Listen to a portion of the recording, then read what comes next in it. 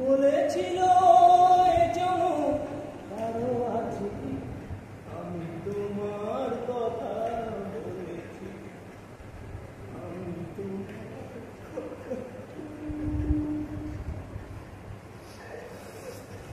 কি গান চলছে?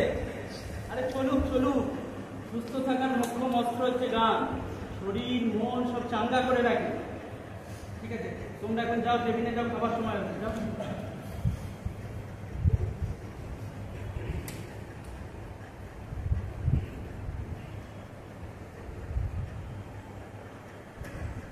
কেমন আছে? ভালো, ভালোই আছি, তবে মুখটা একটু ব্যথা ডাক্তারবাবু। কাশিটা অনেক কমে গেছে ডাক্তারবাবু, অনেক। কাশি আপনার কমে যাবে, ব্যথাটা তো একটু থাকবে। গলায় একটা ফুটো করে তবে টপিওস্কোপি টিউবটা ঢোকাতে পেরেছি, বুঝতে পারছেন? তাহলে তো আপনি শ্বাস আসতে মারাই যেতে। ধন্যবাদ, অসংখ্য ধন্যবাদ ডাক্তারবাবু। এতে ধন্যবাদের কি আছে, এটা তো আমার কর্তব্য। সিস্টার, সিস্টার বলছি, অজিতবাবু বাড়ির লোকরা এসেছিলেন, ওষুধপত্র দিয়ে গেছে? কি হয়েছে? সেই সকালে যখন ভদ্রমহিলা আসে, সে যে প্রেসক্রিপশনটা নিয়ে চলে গেলেন, অত আসলেন। আচ্ছা, উনি থাকেন কোথায়? ওনার বাড়ির লোকজন তো নেই? বিদেশে থাকে, আর উনি ওই মহিলাদের বাড়িতেই ভাড়া থাকেন, ওনারাই দেখভাল করে না। যা ছেলেরা থাকে বিদেশে, তাকে নাকি ভাড়া বাড়িতে থাকে। যাকে আপনি আপাতত আমাদের স্টক থেকে ওষুধগুলো দিন, তারপর আমি দেখছি। হ্যাঁ ডাক্তারবাবু, কিছু বলবেন? ভালো হতে চান? হ্যাঁ ডাক্তারবাবু, অবশ্যই চাই। তাহলে আপনি দেরি করলেন কেন? কেন হাতুড়িকে দিয়ে দেখিয়ে নিজের বিপদ দেখিয়ে আনলেন আপনি?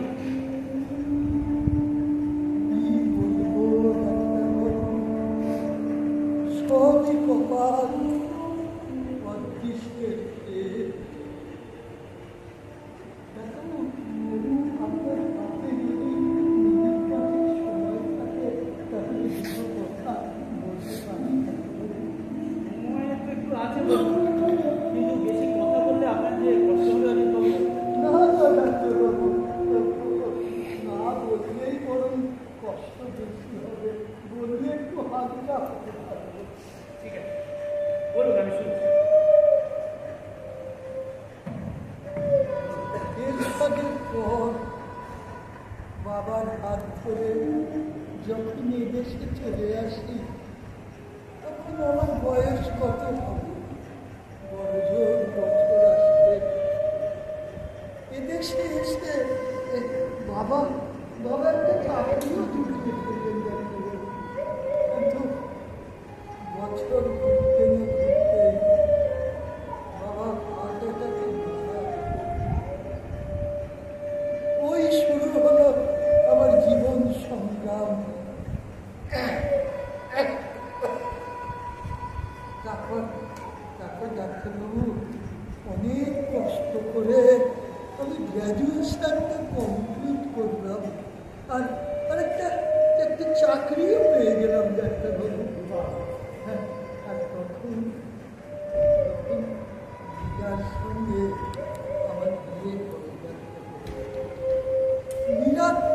মীরা খুব ভালো মেয়ে ডাক্তারবাবু, বিয়ের বছর দুয়েকের মধ্যে আমি আর মীরা এক পুত্র সন্তানের মা বাবা হলাম।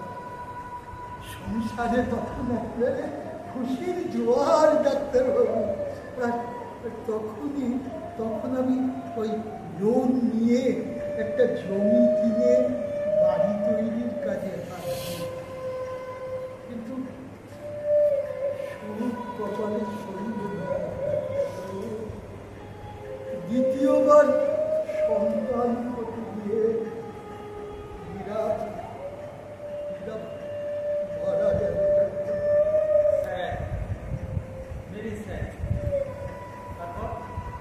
সন্তানটাকে বেঁচে যায় সাম্যব্রত আর শুভব্রত।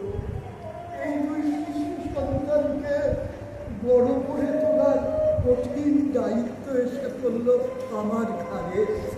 দ্বিতীয়বার বিয়ে করার কথা ভাবলেন না? না ডাক্তারবাবু, পাছে ওরা অবহেলিত হয় তাই আর ও পথে যায়নি। তারপরে ডাক্তারবাবু শেষ পর্যন্ত ওদের আমি স্কুলে গণ্ডি পার করালাম, বুঝলেন। দুটো আমার লেখাপড়ায় খুব ভালো ছিল। বড়টা শিবপুরে সিভিল ইঞ্জিনিয়ারিং চান্স পেল, আর ওখান থেকেই পাশ করে একটা বড় মাল্টিন্যাশনাল কোম্পানিতে খুব ভালো অফার। তারপর ওরা ওকে বিদেশে নিয়ে গেল হায়ার স্টাডির জন্য। সেখানে আমেরিকা, নিউ জার্সি। আর ছোট ছোট ও কম্পিউটার ইঞ্জিনিয়ার। ওই দাদারও তো ওরও খুব ইচ্ছে ছিল বিদেশে যাওয়ার, কিন্তু স্পন্সর পাচ্ছিল না। শেষ পর্যন্ত বাধ্য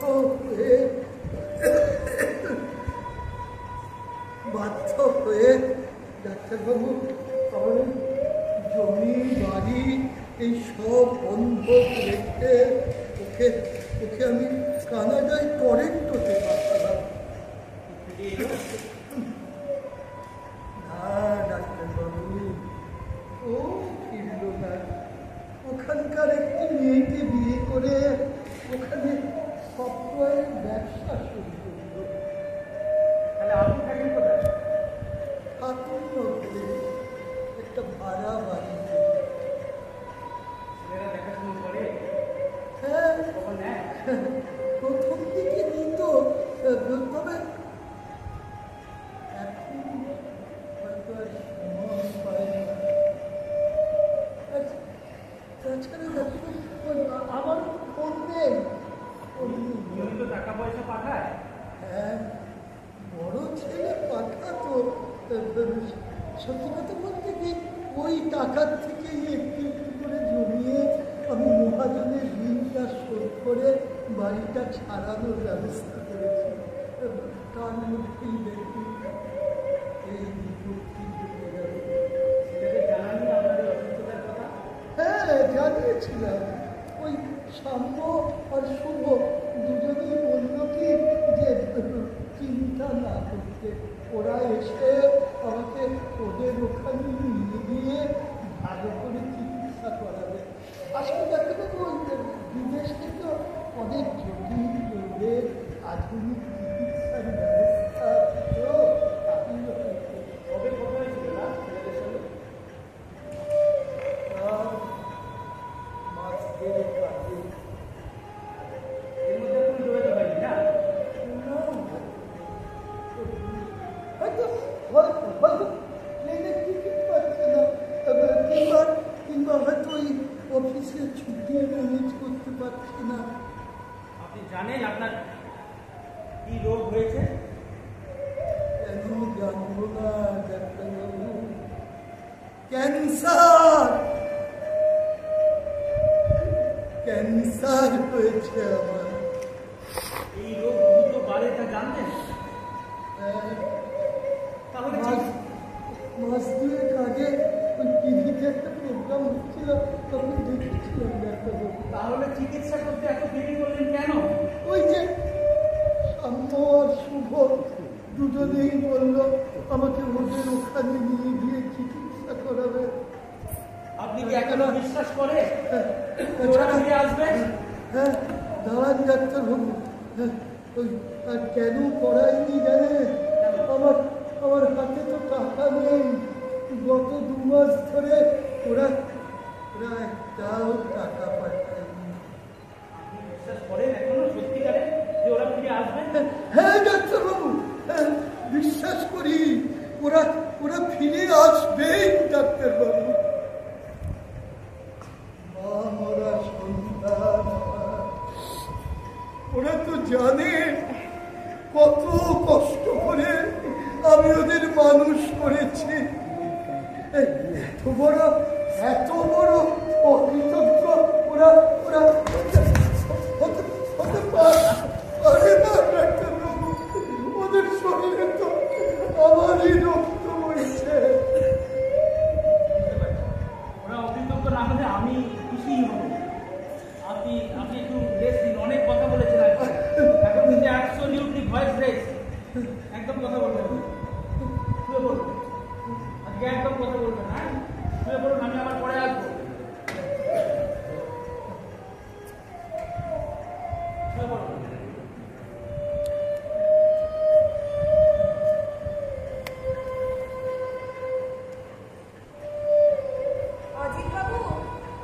অজিত বাবু, আপনার জন্য একটা দারুণ খবর আছে। কে? আমি হ্যাঁ, দারুণ খবর বললেন না? কি খবর সিস্টার? আপনার বড় ছেলে ফোন করেছিলেন। সাহু ফোন করেছিল? কোথা থেকে সিস্টার? গ্র্যান্ড হোটেলে। ও, উনি আজ মর্নিং ফ্লাইটে কলকাতা এসেছে। আচ্ছা। বিকেলে আপনার সাথে দেখা করতে এখানে। না সিস্টার, দেখা করতে সাহু আমাকে নিতে আসছে। সিস্টার, আপনি ওই ডাক্তারবাবুকে একটু বলে রাখো যে আমার ডিসচার্জ সার্টিফিকেটটা লিখে রাখতে। আসলে যা পাগল ছেলে আমার, হয়তো এখান থেকেই আমাকে সোজা এয়ারপোর্টে নিয়ে চলে যাবে।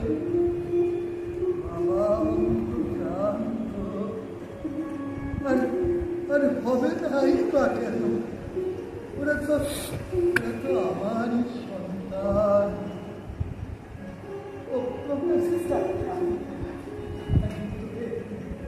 ওনার একটা ওটি টাইম আছে তো, উনি এখন একটু ব্যস্ত আছে। উনি ফ্রি হলে আমরা ওনাকে খবর দেব। আপনি এক কাজ করুন, আপনি ডাইনিং হলে চলুন, সবাই কিন্তু লাঞ্চের জন্য চলে যাচ্ছে। আপনি যান, আমি আচ্ছা, এক্ষুনি আসুন। হ্যাঁ, আমি আসছি।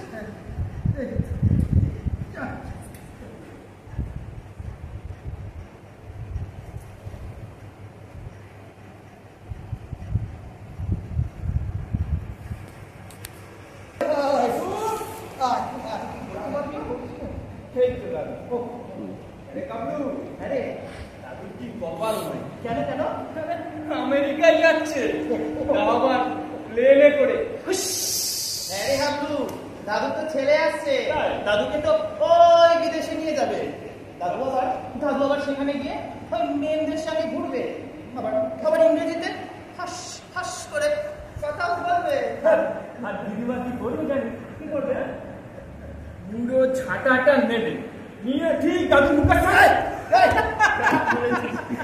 একদম ঠিক। দাদু যখন আমেরিকায় চলেই যাচ্ছে, দাদুকে একটা গান শুনিয়ে উইশ করলে কেমন হয় রে? হ্যাঁ, এই দাঁড়া, কি বললি? উইশ? বাবা, এই তোর তো দেখছি দাদুর মতন বিদেশি ছোঁয়া লেগে গেছে না ভাই। ইংরেজি বলছিস? এই ছাড় তো, বাজে না বলে দাদুকে বলতে একটা গান শোনা। বলবো? আরে ওই যে আর জিতে খেলাতে জীবন তারে মেলাতে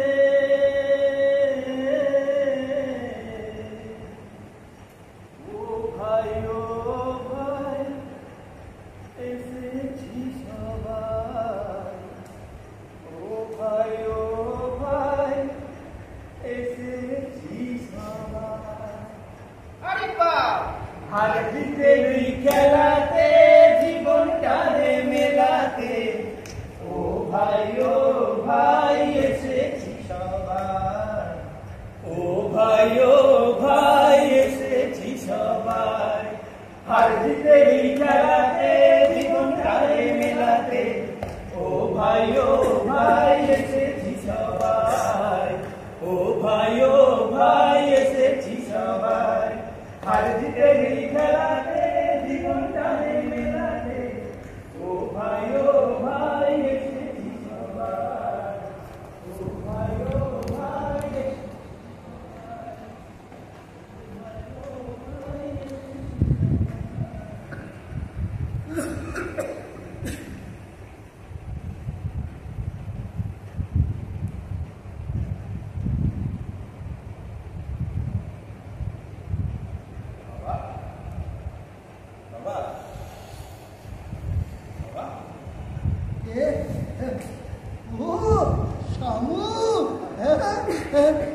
আজকেরই বাবা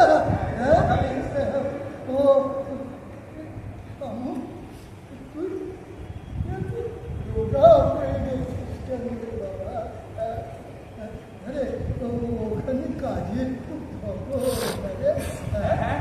ওই আর যাকে তোমার কথা বলো, তুমি কেমন আছো? ওই ডাক্তারদের দয়ায় কোনো রকমে বেঁচে আছি।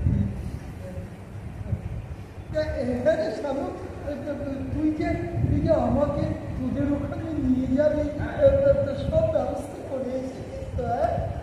সব ব্যবস্থা হয়ে গেছে। ওই আমি কিন্তু ডাক্তার গুপ্তকে বলে দিয়েছি ডিসচার্জ সার্টিফিকেট লিখে রাখতে। আর শামু তুই একবার ওই ডাক্তার গুপ্তর সঙ্গে দেখা করে যাস রে, খুব ভালো মানুষ রে। হ্যাঁ শামু, শামু আমার দাদু ভাই কেমন আছে রে? দাদু ভাই ভালো আছে বাবা? ভালো আছে তো? বলছিলাম বাবা, তোমার সাথে একটু কথা ছিল। আরে তুমি দাঁড়িয়ে আছো কেন? বসো না, বসো। হ্যাঁ বাবা, মানে কিন্তু বুঝছিস কেন? না বাবা, মানে তুমি তো আমার সাথে ওদেশে মানে আমেরিকা চলেই যাচ্ছে। হ্যাঁ, মানে তোমার এত কষ্ট করে তৈরি করা অত সাধুর বাড়িটা একটু হবে বলো তো? না মানে দেখাশোনা করার কেউ না থাকলে তো জায়গাটা পারো কিন্তু গুনে খাবে।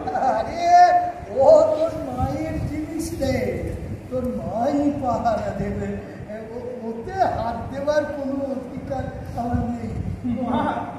মা কোথায় যে পাহাড়া দেবে? শোনো না বাবা, আমি অনেক ভাবনা চিন্তা করে দেখলাম বুঝলে, তোমাকে আমেরিকায় নিয়ে চিকিৎসা করাবো। হ্যাঁ, তুমি এখন থেকে আমাদের সাথেই থাকবে। জানো তো তোমার নাতিটা যা দাদু করে, আর সবাই মিলে একসাথে থাকবো, বেশ ভালো হবে বলো?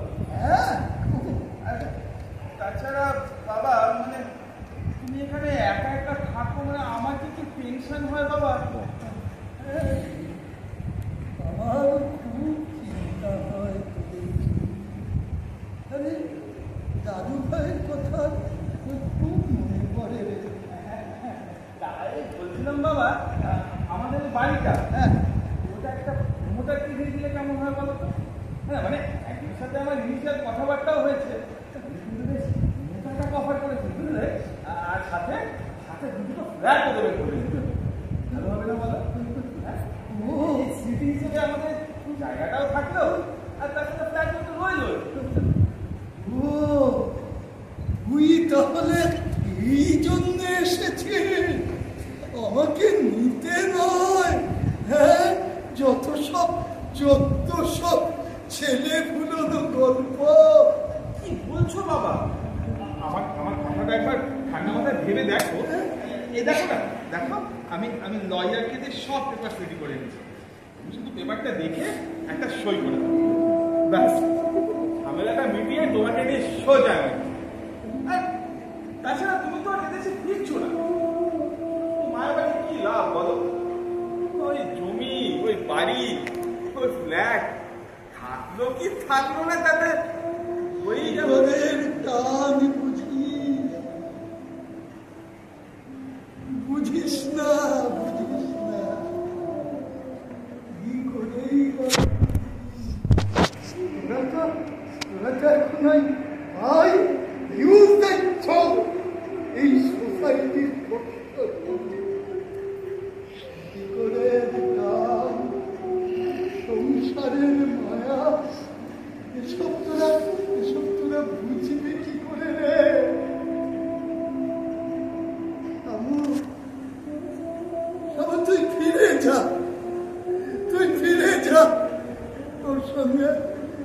সঙ্গে আমি ওদেশে যাব না। দাদু ভাইকে না হয় কল্পনার জগতে ফিরে আসবো। দেখো বাবা, আমি কিন্তু এক কথার মানুষ, আমি সব ব্যবস্থা করে ফেলেছি। তুমি শুধু কাগজটা পড়ে সইটা করে রাখবে, আমি কাল আবার আসবো। হ্যাঁ বাবা, তুমি কিন্তু খুব ভালো করেই জানো ছোটবেলা থেকে আমার না শব্দটার প্রতি কিন্তু প্রচন্ড অনীহা। চলি।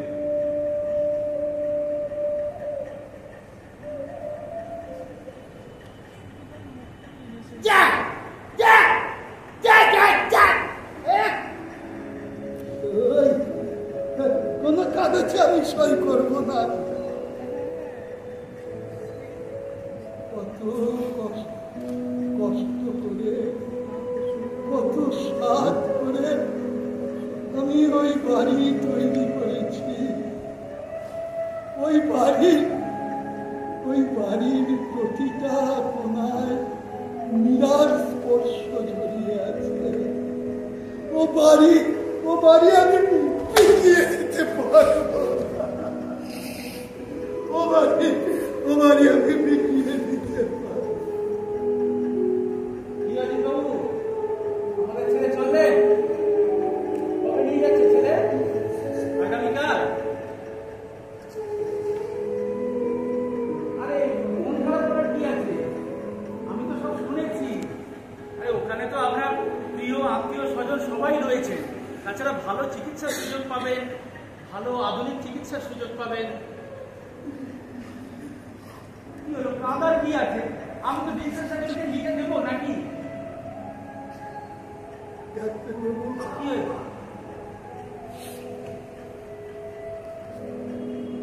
এই কাগজটা দেখুন। এটা কি? আরে এটা তো একটা কোর্ট পেপার বলে মনে হচ্ছে। আরে এটা আপনাকে কে দিল? আমার বড় ছেলে শামু।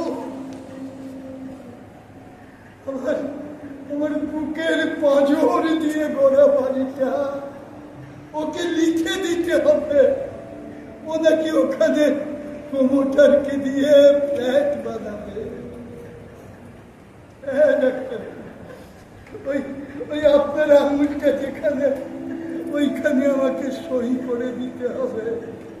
নাহলে আমার চিকিৎসা বন্ধ করে দেওয়ার হুমকি দিয়ে গেছে। সে আপনি কি বলছেন? ওরা আপনাকে নিয়ে যাবে না আমেরিকায় চিকিৎসার জন্য? আর আমেরিকা, এখানে নিজের পয়সায় চিকিৎসা করাচ্ছি, সেটাই বন্ধ করে দেবে বলছে। আর আমেরিকা, ডাক্তারবাবু আমি হেরে গেলাম। এতদিন ধরে মনের মধ্যে যে স্বপ্নটা বসে রেখেছিলাম, আজকাল ভেঙে চুরমার হয়ে গেল। কি আর করবেন, মনে করুন এটাই আপনার রিওয়ার্ড। আর ওই বাড়ি তো আপনি ভোগ করতে পারছিলেন, ওই বাড়ি না হয় আপনার ওই সুসন্তানের ভোগ করুন। না ডাক্তারবাবু, না, কখনো না। আমি বেঁচে থাকতে কখনো না। ডাক্তারবাবু, আপনাকে একটা অনুরোধ করবো, রাখবেন। ওই বাড়ির প্রতিটা কোণায় আমি যে মীরার স্পর্শ পাই।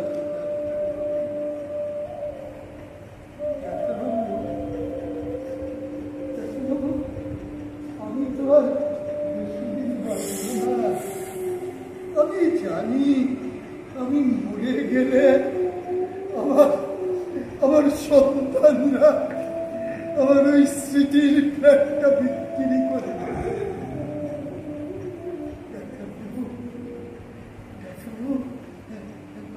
আচ্ছা, বাড়িটা আমি যদি কোনো মিশনকে দান করে দিই, আপনার তো অনেক চেনা জানা ডাক্তারবাবু, একটু দেখুন না, এটা না হলে আমি মরেও শান্তি পাবো না। দেখুন কথা দিন, আপনি কথা দিন আমি কথা দিলাম, আমি আমার সাধ্য মতো দিই। আপনি একটু শান্তনে বসুন না, ঘুমানোর চেষ্টা করুন না।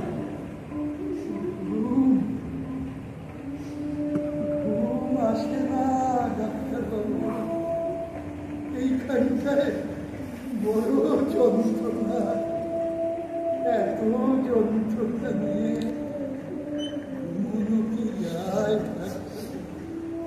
চেষ্টা তো করতে হবে, চেষ্টা করুন, নিশ্চয়ই ঘুম আসবে। শুয়ে পড়ুন। সিস্টার,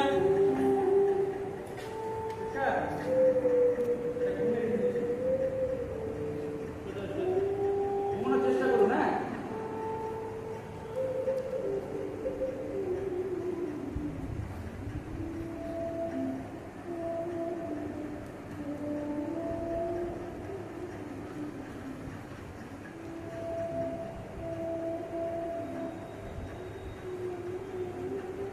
আপনি ঘুমন, আমি পরে আসবো। হ্যাঁ,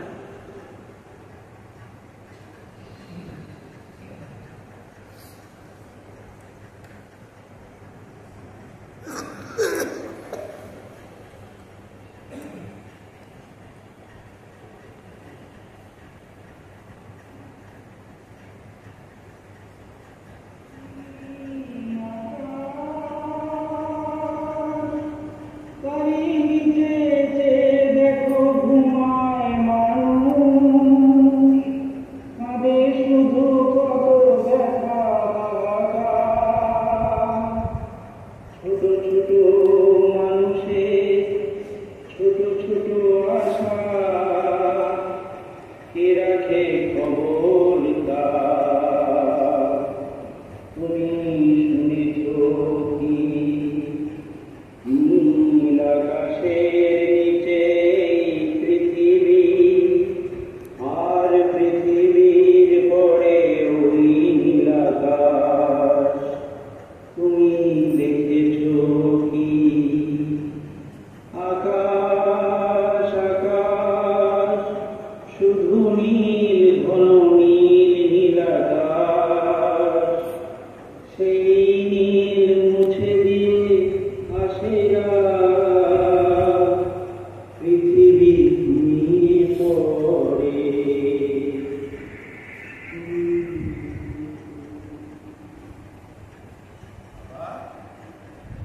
বাবা, কিভাবে বাবা? এ এটা যাবে না? না, আমার দাদু ভাই যে অপেক্ষা করছে বাবা। না, আমেরিকা? না, আমেরিকায় বাবা? এটা যাবে না? না, না, ভাইয়া, আমার দাদু ভাই যে অপেক্ষা করছে। না, না, বাবা, এগুলো দিয়ে গেলাম। সই করবো না, আমারই আমি বিক্রি করবো না। বাবা, না, না, এটা যাবে না? না, না, কাগজগুলো সই করে দাও বাবা। না, না, বাবা, না, আমেরিকা যাবে না তুমি? না, কাগজগুলো সই করে দাও বাবা। না, সোজা আঙুলে ঘি না উঠবে, আমি কিন্তু আঙুলটা বাঁকাতেও পারি বাবা। সই করে দাও। দাও। না, দাও, সই করে দাও বাবা। না, সই করে দাও। না, যাবে না তুমি? না, না, আমেরিকা যাবে না? না, না, না, না, এত কি হয়েছে? সই, আজিজ বাবু,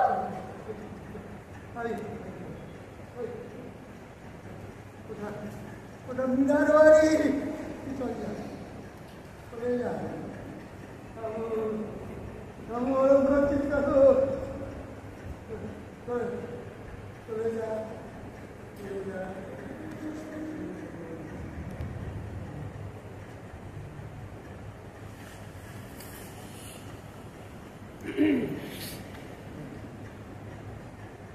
ডাক্তারবাবু,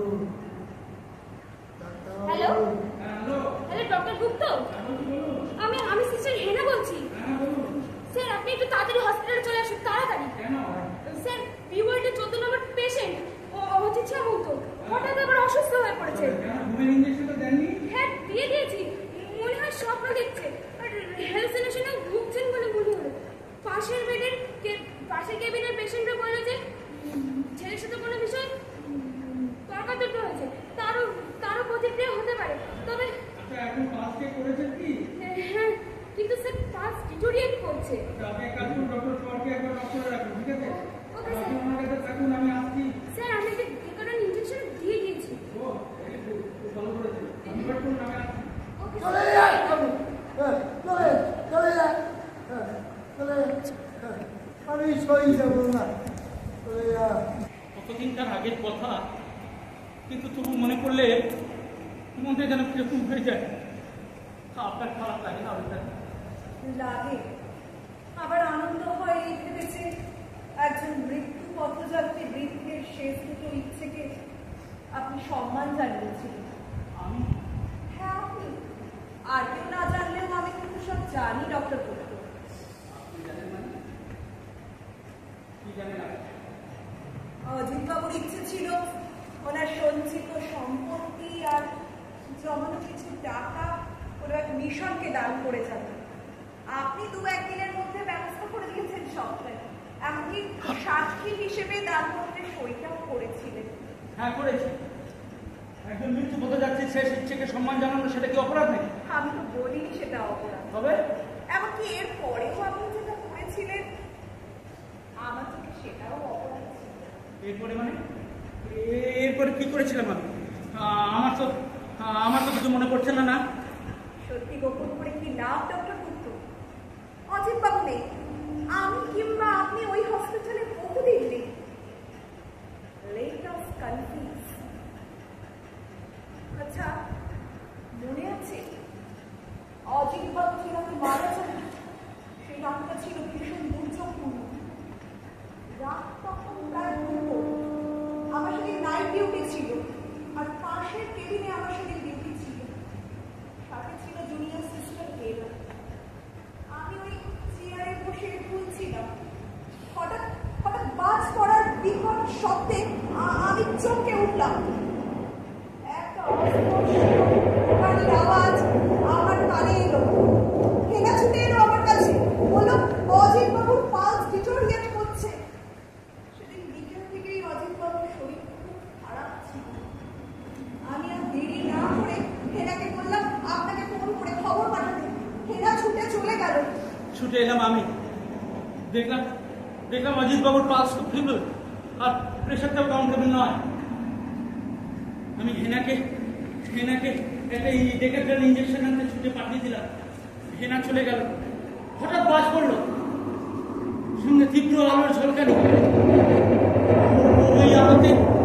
ওই আলোতে অজিতবাবুর ওই যন্ত্রণাক্লিষ্ট মুখটা আমার চোখের সামনে ভেসে উঠল। মনে পড়ে গেল ওই বৃদ্ধের করুণ আরতি। আমি আর বাঁচতে চাই না বাবা, আমি আর বাঁচতে চাই না। আমি কাদের জন্য বাঁচবো? মানুষ তো বাঁচে মানুষের জন্যে, আমি কাদের জন্য বাঁচবো? হঠাৎ টেবিলে রাখা 4-4টে অ্যাম্পুলের দিকে আমার চোখ গেল। হ্যাঁ, ওইখানে তো পেট্রি 3 অ্যাম্পুল রাখা আছে। এই অ্যাম্পুলগুলো তো ওই মৃতপ্রায় মানুষটার কাঙ্ক্ষিত মুক্তি এনে দিতে পারে। আমার মাথায় তখন দানব কিংবা দেবতা ভর করেছে আমি জানি না। আমি ত্রস্ত পায়ে এগিয়ে গেলাম ওই প্রেসিডেন্টের অ্যাম্পুলগুলোর দিকে, কিন্তু না, আমি কি করছি? আমি তো একজন ডাক্তার, এই কাজ আমি করতে পারি না। আমি এই কাজ করতে পারি না। আমার বাইরে ঝড়ের সঙ্গে পাল্লা দিয়ে ঝড় উঠলো আমার মনে, উথাল পাথালি ঝড়। এনাকে স্টোর রুমের দিকে ছুটে যেতে দেখে আমি ছুটে এলাম অজিতবাবুর কেবিনের দিকে।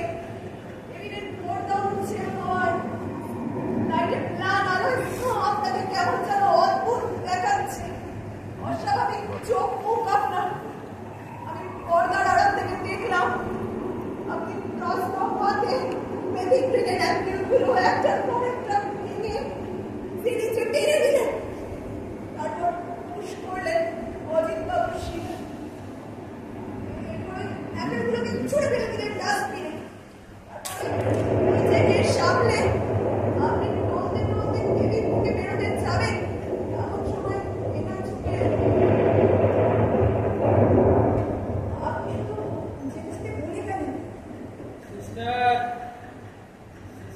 patient seems to be expired.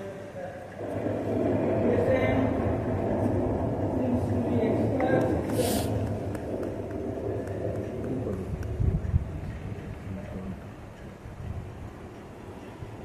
আচ্ছা আচ্ছা, আপনি কি সেদিন কোনো অন্যায় করেছিলাম সিস্টার? ওই ঘটনাটা ঘটার পর থেকে আমি একদিনও রাত্রিরে ঘুমোতে পারি না। একটা চাপা যন্ত্রণা বুকের মধ্যে নিয়ে বয়ে বেড়াচ্ছি আমি এতটা বছর। অজিত বাবু তো আমাকে পুত্রের মতো স্নেহ করতে, তাহলে কেন আমি এই কাজ করতে গেলাম? কেন কেন আমি বুঝতে পারছি না, আমি কেন করতে গেলাম এই কাজ? কেন? না ডাক্তারবাবু, আপনি কোনো অন্যায় করেন। আগে তো আপনি একজন মানুষ, তারপরে তো ডাক্তার। অজিত বাবু তো মরেই ছিলেন, দেহে এবং মনে। আপনি আর নতুন করে তাকে কি মারবেন? বরং আপনি তাকে ওই নরক যন্ত্রণা থেকে মুক্তি দিয়েছিলেন। সিস্টার কি বলছিস? মন থেকে সব দ্বিধা দ্বন্দ্ব ছেড়ে ফেলুন। বাঁচার আনন্দে বাঁচুন, মানুষের মতো বাঁচুন। হ্যাঁ, আমি তাই বাঁচবো, তাই বাঁচবো এবার, তাই বাঁচবো। আচ্ছা, আজ আমি আসি ভাই। সিস্টার সিস্টার আমার একটা কথা রাখবেন, দুটো ভাইয়ের একটা কথা রাখবেন সিস্টার। কি? আপনি আসুন না, আপনি আমাদের সঙ্গে যোগ দিন না, আমাদের হসপিটালে যোগ দিন না সিস্টার। আপনার মতো সিস্টারদের আমাদের খুব প্রয়োজন। কিন্তু আমি তো পারবো। আমি পারবি, খুব পারবি। আরে বাবা, ডক্টর কর, ডক্টর মিত্র আপনাকে দেখে তো অবাক হয়ে যাবে। আরে কালই জয়েন করছি তো। বাবা, ভাবা ভাবি সময়টুকু দেবেন না? বড় দেরি হয়ে গেছে, আর দেরি করা ঠিক হবে না। কালই জয়েন করছে তো। আসবো ভাই, আসবো। ভাইয়ের